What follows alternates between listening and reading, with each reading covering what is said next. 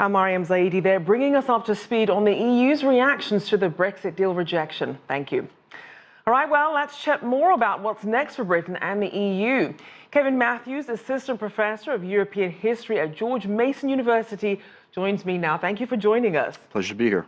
So are there any certainties at this point, other than we know that UK leaders don't want this deal? No, the only certainty is uncertainty right now because today's vote has upended British politics. It's the worst defeat suffered by a British Prime Minister in a century. The only thing that you can say about Parliament right now is that there's no consensus on anything. There's no consensus on a no deal. There's no consensus on staying in the EU. Certainly no backing for her vote, or I'm sorry, for her deal. And we know that, as obviously we've seen that Jeremy Corbyn has tabled this motion of no confidence vote, but he's saying essentially if he's still going to move forward with Brexit, how would he succeed where Theresa May has not? Well, that's the big question because he's only got 73 days before the deadline, and nobody realistically thinks that's going to happen. The most likely outcome right now is a delay in Brexit going into effect on the 29th of March. But it's also quite unlikely that Jeremy Corbyn's going to be Prime Minister. Even though she lost today's vote, Theresa May is going to win the no confidence vote tomorrow, which is going to leave her at 10 Downing Street. After that, who knows? She says she will go back to Brussels to try to negotiate a new deal. But the big sticking point is the Irish backstop. Brexiteers want the Irish backstop gone, and the EU negotiators have made it quite clear that that's non-negotiable.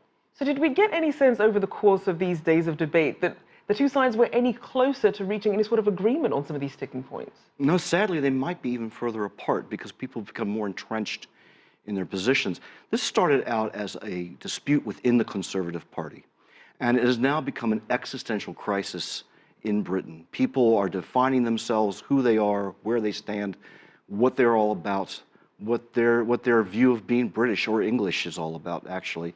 Because in Scotland, the overwhelming majority is for staying within the EU. It's only outside of London that the English voters and voters in Wales voted for Brexit. So if, as now Donald Tusk has called this an impossible deal, if a deal was to be made, what does this mean for countries like Scotland, whose fates are tied to the UK? I think it makes it more likely that there'll be another independence referendum in Scotland. If the Brexiteers get their way, the end of the road may be the breakup of the United Kingdom. And that would be the biggest tragedy of all. And it would be a tragedy for other countries, especially the United States, because the UK has been a reliable ally of the United States. And for the UK to break apart would be a real tragedy for Europe and for the United States and for really the rest of the world. And is that something you think that voters essentially thought of when they were casting their ballots versus how they feel now, given that we've had a couple of years to really break down some of the issues at stake? No, not really, because so many different people read into Brexit what they wanted to read into it. If this referendum had been held as the Irish hold referenda, they would have spelled out what Brexit would mean, and they didn't. And so anybody could put into that word all kinds of ideas, all kinds of outcomes that simply weren't realistic. And so we know, as you mentioned, we're about 10 weeks away from this March deadline. How prepared is the UK and its economy for a no-deal Brexit?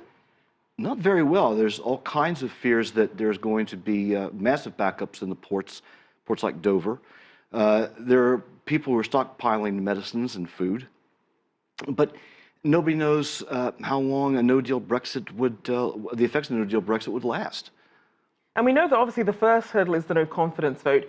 How much clarity do you think we will have after that vote? Not much more than we've got today, which is the sad thing. This has just led to more turmoil. It's led to more uncertainty. British businesses don't know how to plan for the next 6 months, never mind a year or two from now. So what about trade partners? How do you think they're viewing this? I think trade partners are in much the same position because everyone thought that this vote would at least give some clarity, and it's done the opposite.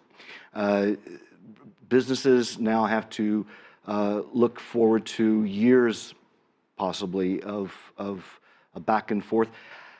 The British government itself is in disarray, and so are the political parties. This could lead to a wholesale rearrangement of the political parties in Britain. So we know that we have the March deadline and on top of that, the transition period. What's your outlook for how all this is going to affect the UK economy? The UK economy, I think, is in for a very rocky road. And again, some of the hardcore Brexiteers have even floated the idea that this would be good for the British people, that it would force them to tighten their belts and get to it, that it wouldn't be so reliant on the state. It's easy for them to say if they've got jobs.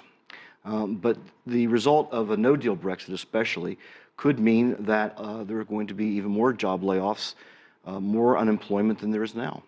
Certainly a big wake-up call for everyone. Thank you so much for your insights. Kevin Matthews there, Assistant Professor of European History at George Mason University.